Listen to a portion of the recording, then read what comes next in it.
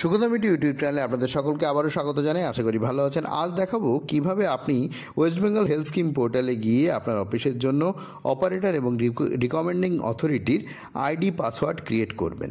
ঠিক আছে, তো এর জন্য যেটা আপনাকে করতে হবে, হেলথ স্কিম পোর্টালে আপনাকে এইচও লগ ইনের যে আইডি এবং পাসওয়ার্ড সেটা দিয়ে আপনাকে লগ ইন করতে হবে। একটু আপনাদের দেখিয়ে দিই।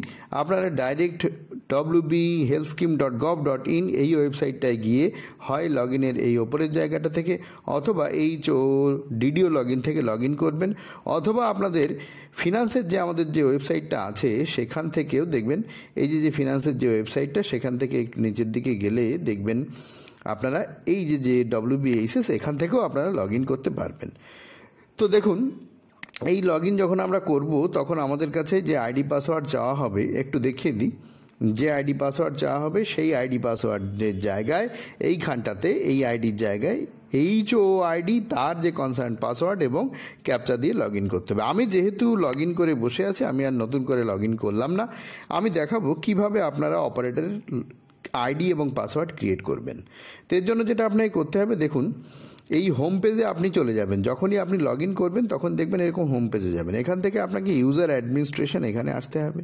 ইউজার অ্যাডমিনিস্ট্রেশনে যখন আপনি আসবেন, তারপর আপনাকে এইখানে অপারেটর ক্রিয়েট করতে হবে। সেখানে প্রথম যেটা আপনার করতে হবে, এমপ্লয়ির যে নাম দেখবেন যত স্টার চিহ্ন আছে সব ম্যান্ডেটরি, সেগুলো দিতেই হবে।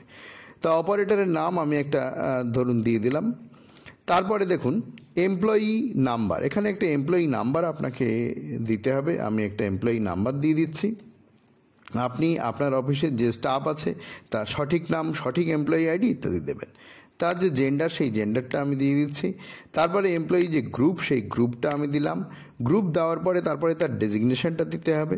এগুলো আপনার অফিসের রেসপেক্টে যে এমপ্লয়িকে আপনি অপারেটর বানাচ্ছেন তার ডেজিগনেশন, তার গ্রুপ ইত্যাদি সঠিকভাবে দেবেন।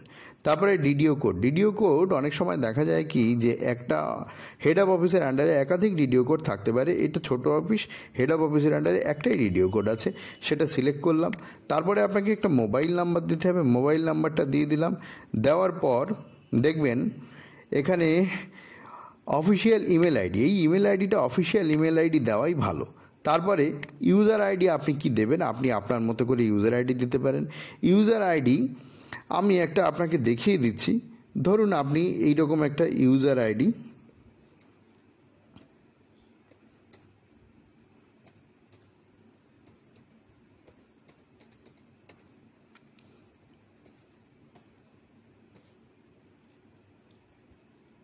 এরকম একটা ইউজার আইডি আপনি দিতে পারেন। সেখানে একটা নাম, তার সঙ্গে কিছু সংখ্যা।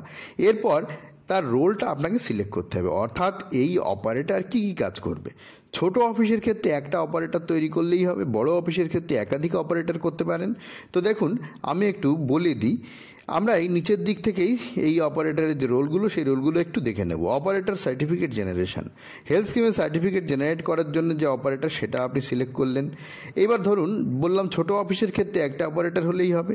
দেখুন অপারেটর রিইম্বার্সমেন্ট, অর্থাৎ কেউ যদি কোনো এমপ্লয়ি রিইম্বার্সমেন্ট ক্লেম করেন তাহলে সেটা প্রসেসিং করার জন্য একজন অপারেটরের কাছে সেটাকে পাঠাতে হবে।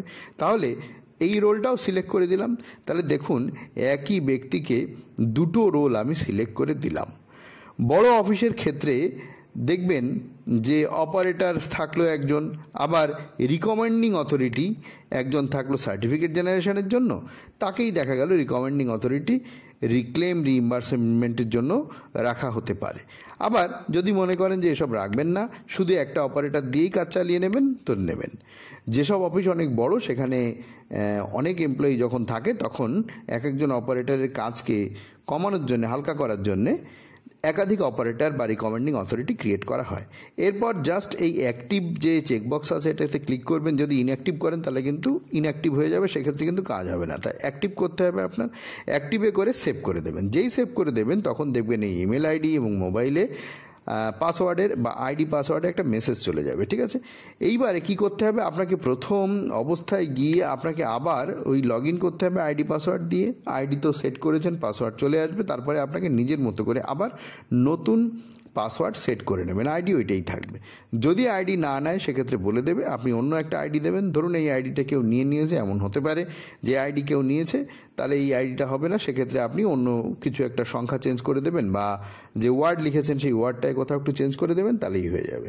ঠিক আছে, আশা করি আপনারা বুঝতে পেরেছেন। এইভাবে আপনারা আইডি ক্রিয়েট করে নিতে পারবেন আপনাদের এই লগ ইনে ঢুকে। আইডি ক্রিয়েট যতক্ষণ না অপারেটর ক্রিয়েট করবেন, অপারেটরের আইডি ক্রিয়েট করবেন বা অপারেটর ক্রিয়েট করবেন, ততক্ষণ পর্যন্ত কিন্তু সার্টিফিকেট প্রসেসিং হোক বা হেলথ স্কিমের রিইম্বার্সমেন্ট বিল হোক, কোনোটাই কিন্তু প্রসেস হবে না। সুতরাং এটা কিন্তু খুব প্রয়োজনীয় এবং এটা আপনাকে করতে হবে। আশা করি আপনারা বুঝতে পেরেছেন। তো এই রকমভাবে আপনারা একাধিক অপারেটর ক্রিয়েট করে নিতে পারেন যদি প্রয়োজন হয়, আর যদি প্রয়োজন না হয় একজন দিয়েই কাজ চলে যাবে। ঠিক আছে, তো আজকের ভিডিওটা এই পর্যন্ত। কেমন লাগলো জানাবেন, আরও যদি কিছু প্রয়োজন হয় অবশ্যই কমেন্ট করে জানাবেন। আমি চেষ্টা করব সময় পেলে সেই ধরনের ভিডিও প্রোভাইড করার। আবার দেখা হবে পরের ভিডিও। ভালো থাকবেন।